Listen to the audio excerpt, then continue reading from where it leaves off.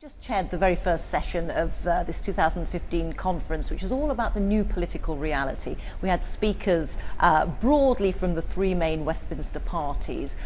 They'd all spoken last year with the general election pending, and they're all speaking now after this extraordinary election which delivered a result that nobody had anticipated. It was a fascinating session.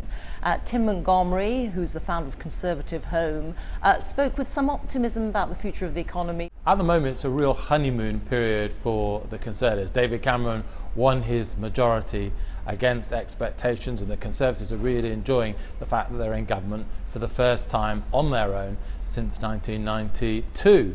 But July the 8th is the big day when perhaps reality will strike. George Osborne has to get up and deliver a budget which recognises that the public finances, although improving, are still in a rough state. Later on, we should begin to get an idea of the government's plans for the affordable housing budget, and also Greg Clark, the new Secretary of State responsible for communities and local government, will talk about how he's going to implement right to buy.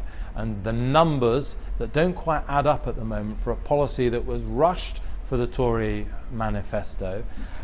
Tories didn't expect to implement because they expected to be in coalition. Greg Clark will have to make the sums add up.